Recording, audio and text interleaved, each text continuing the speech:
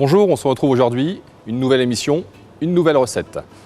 Aujourd'hui, j'ai décidé de vous montrer comment utiliser un reste de blanc d'œuf. Souvent en pâtisserie, on utilise des jaunes pour faire des crèmes brûlées, des crèmes anglaises, des crèmes pâtissières, et il vous reste des blancs d'œuf. Alors sachez déjà que ces blancs d'œuf, vous pouvez les conserver au réfrigérateur dans un pot fermé. Là, j'ai pris un pot de confiture jusqu'à 15 jours. Avec ces blancs d'œuf, vous pouvez faire des financiers, des tuiles et des meringues. La recette du jour, la pavlova. C'est une meringue à la française qu'on va réaliser tout de suite en direct. Ce dessert est une meringue qui est croquante à l'extérieur et fondante à l'intérieur. Pavlova étant une danseuse, c'est un chef inspiré par la grâce de cette danseuse qui a décidé de lui dédier son dessert. Donc on va commencer tout de suite par utiliser des blancs d'œufs. Alors pour cette recette, on est en pâtisserie, il est important de peser ces blancs d'œufs. On a 3 blancs d'œufs, ça fait 90 grammes que je verse dans mon batteur avec une pincée de sel. Pour réaliser une meringue à la française, on va incorporer progressivement 135 grammes de sucre en 3 fois. Donc une première fois dès le départ, environ un tiers.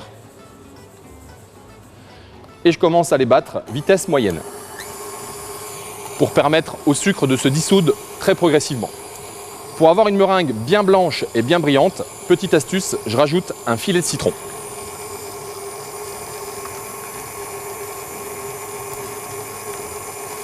On commence progressivement, on va monter les blancs pendant environ une dizaine de minutes. Donc attention de ne pas aller trop vite. L'objectif, c'est d'incorporer de l'air très progressivement à l'intérieur de ce mélange. Dans un premier temps, ça va légèrement blanchir. Et après les 3-4 premières minutes, je vous invite à rajouter le deuxième tiers de sucre. Comme vous venez de le voir, le mélange commence à mousser. Je rajoute donc un deuxième tiers de sucre. Toujours en plus fine. Et j'augmente toujours pas la vitesse. Je repars sur 3 à 4 minutes. Le mélange va commencer à prendre un petit peu de volume. Le fouet commence à laisser des marques dans la préparation. La meringue est en train de monter. J'incorpore à présent le dernier tiers de sucre, toujours en plus fine.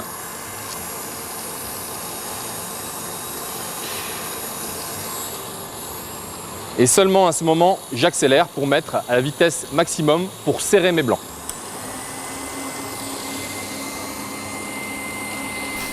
Voilà, on arrive à la fin. La meringue est bien serrée. Et je vais vous le montrer. Ce qu'il faut avoir comme résultat, c'est un joli bec d'oiseau.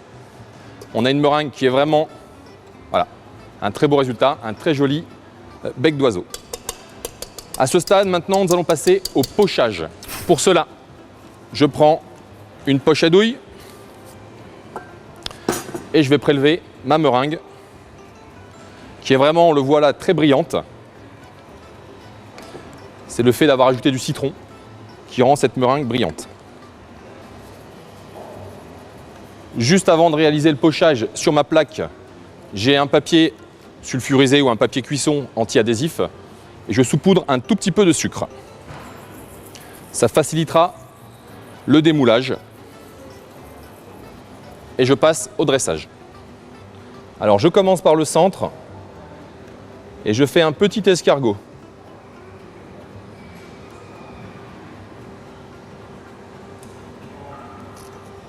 C'est le fond de ma pavlova.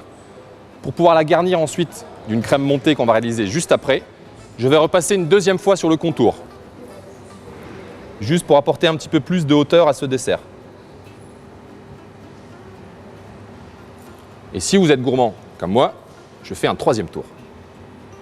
Ça me permettra de pouvoir mettre un petit peu plus de crème à l'intérieur. On va en faire une deuxième.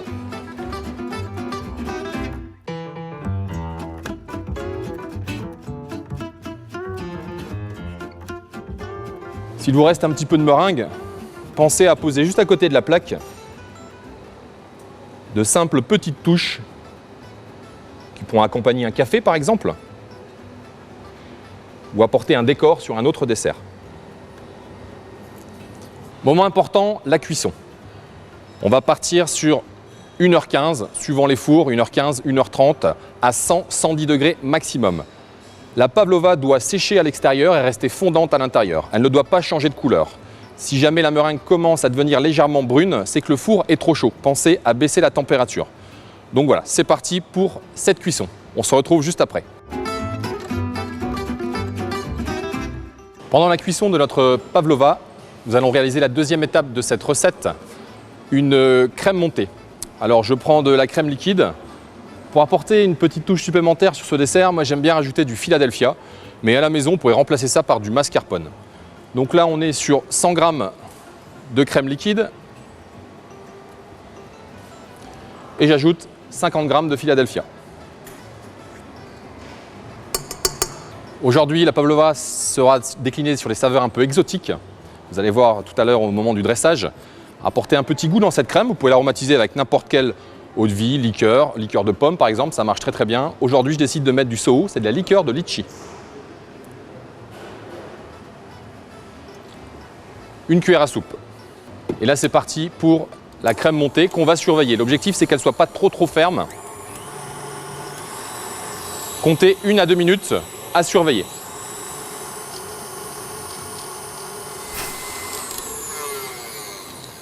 Le fouet commence à laisser des marques sur la crème, c'est signe que notre crème est montée. Il ne faut pas poursuivre au risque de faire du beurre. Pour réaliser le dressage final de mon dessert, je vais prendre cette crème et la mettre dans une poche à douille.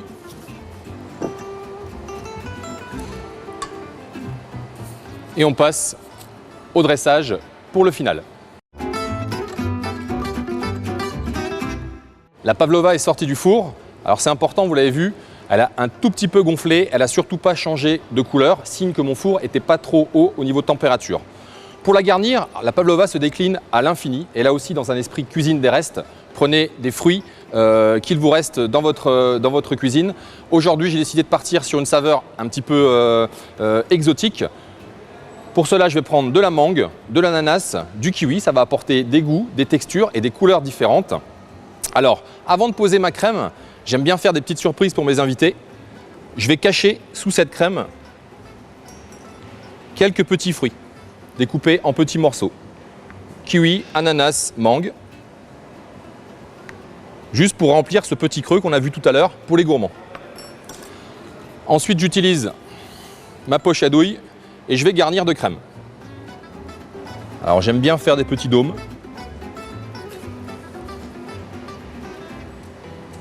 Notre surprise est cachée et on termine par l'ajout de petits fruits sur cette pavlova.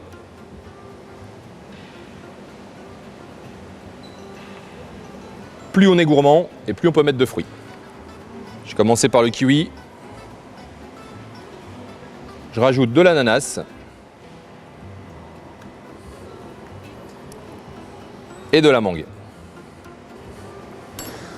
Pour apporter un petit peu de peps, la petite touche finale sur ce dessert, j'aime bien ajouter un zeste de citron vert. Dernière touche, un petit jus de fruit de la passion. J'ouvre mon fruit de la passion et je viens verser ces petites graines qui vont apporter de l'acidité et un peu de croquant. Le dessert est quasiment terminé. Vous vous rappelez tout à l'heure, au moment de pocher notre pavlova sur la plaque, j'avais conservé quelques petites touches de meringue qui vont venir compléter ce petit décor d'assiette.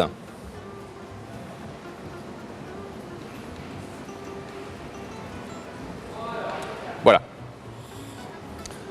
J'en ai fini avec cette recette.